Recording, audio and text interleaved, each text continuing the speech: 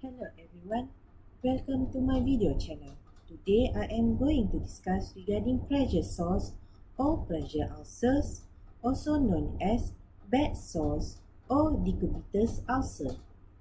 In this video, I will cover regarding the definition of pressure ulcers, what is the critical duration of ischemia, what is the risk factor for developing a pressure ulcer in a spinal cord injury patient, what are the other etiology of pressure ulcer, the pathology of the bed sores, what are the anatomical distribution of pressure ulcer, what are the stages of pressure ulcer, what are the complications of pressure ulcer.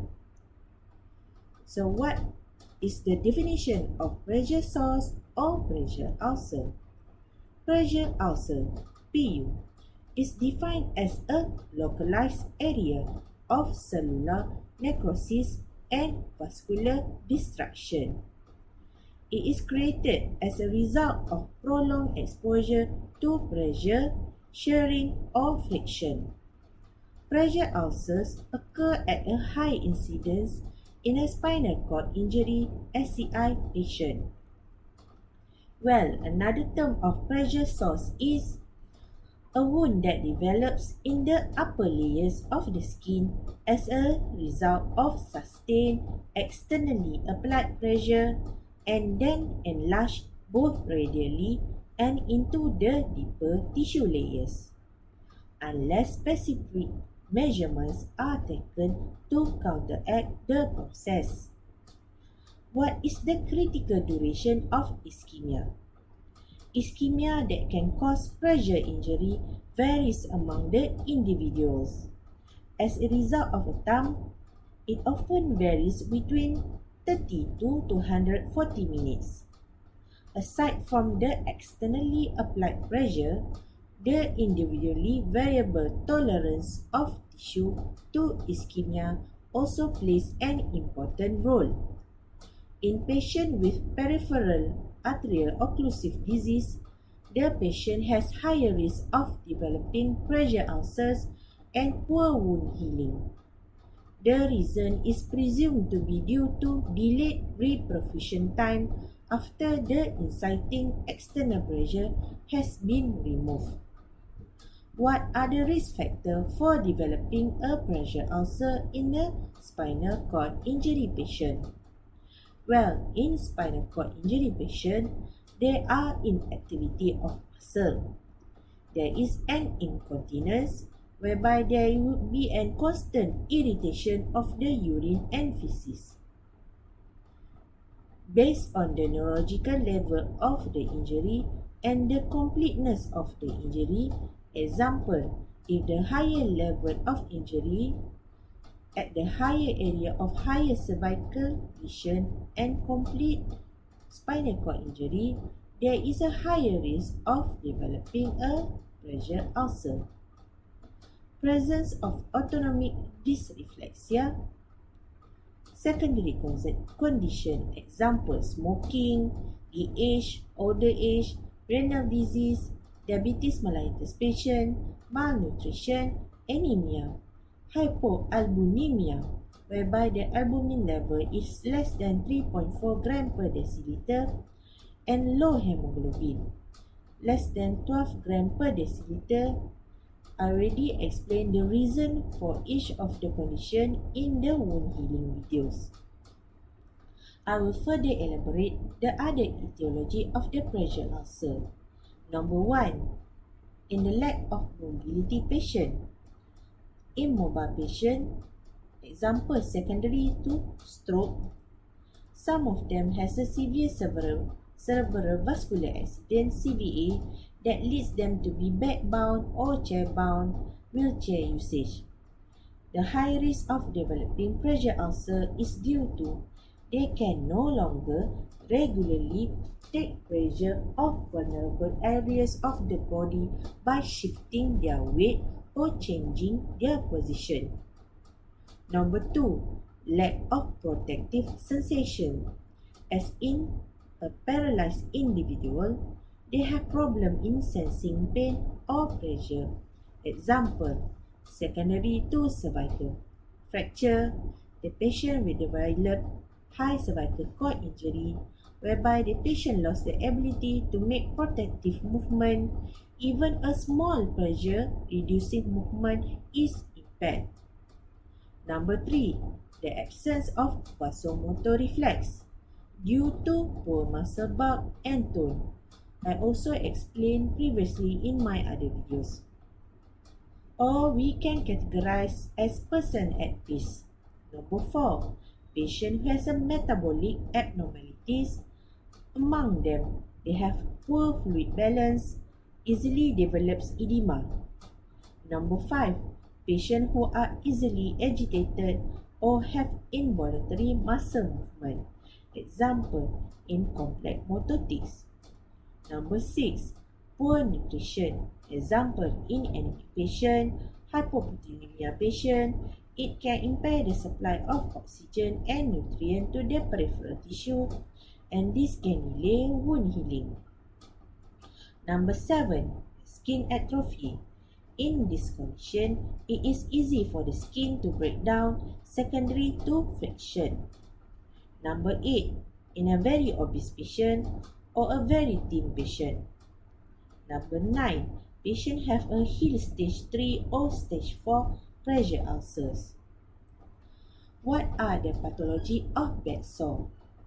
It started off with a pressure over a bony prominence more than 2 hours continuously that can initiate the insult. There are exudation from a large areas of damaged skin that leads to fluid and protein loss.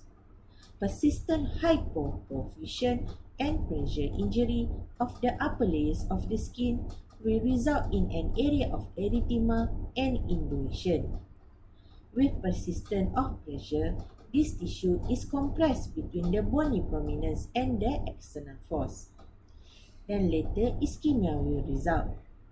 The required pressure to develop pressure ulcer is as low as 2 times the capillary filling pressure, or 2 times 35 to 70 millimeters of mercury. The ischemia will later further progress. Necrosis will occur. Then later the tissue will get infected. This will develop liquefaction necrosis occur. Muscle, subcutaneous tissue, bone, skin, all varies in resistance to the external pressure. Muscle is the least resistant. Necrosis will occur earlier. Among the bone changes are infection of the underlying bone, whereby there is a formation of osteomyelitis, infection of the bone and bone marrow. What are the anatomical distribution of pressure ulcer? Pressure ulcer usually occur over a bony areas called the pressure points. In A, hip and buttock, it occurs the commonest, around 70%. The distribution involved from the ischial to porosity occur more than the trochanter or trochanteric region and more than the sacral region. For B, the rest of the lower limb, around 20% of occurrence can more malleoli than the heel and more the pretibial than the popliteal region. In C, the rest of the body, around 10% can occur. Occiput more than forehead, more than the nose, more than the chin and ear, more than scapula, more than the elbow, and lastly more at the back. In obese people, the pressure ulcer can occur in areas where the skin has contact with the skin. That means an overlap skin. Previously, I already explained the reason in the wound healing videos. A pressure ulcer also can develop where the medical equipment is attached to the skin for a long period of time. The staging of the pressure ulcer, I will use or describe the staging by National Pressure Ulcer Advisory Panel classification. In stage 1, there is an intact skin, thereby a closed wound with an impending ulceration. In stage 1, the condition is reversible. Again, in stage 1, the affected area appear red in people with lighter skin and blue or purple in people with darker skin. It remains red or darker for more than 30 minutes even after the pressure is removed. There is a warmer temperature from surrounding normal tissue. It also can cause a mild burning or itching. On our right hand picture, it shows the stages of pressure ulcer starting from the stage 1 to stage 4 pressure ulcer. In stage 2, the sore of the skin has broken through the epidermis and part of the dermis. There is a partial thickness loss of the skin. It started off as an abrasion wound. Then there is a formation of blister, later proceed to develop superficial ulcer. The break usually creates a shallow, open wound or clear to a yellowish fluid blister that may or may not have break. In stage 2, it may be associated with pus at the ulcer region, swollen, sore or red tissue around the sore.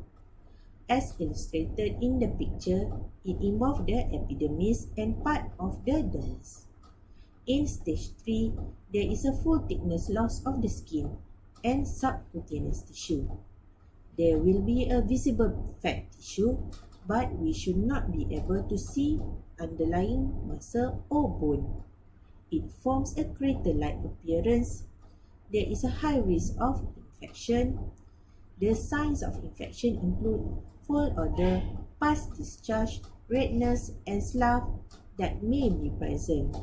As illustrated, there is a full thickness loss of the skin and subcutaneous tissue. For stage 4, the skin and subcutaneous tissue, muscle, bone, tendon, joint capsule is involved.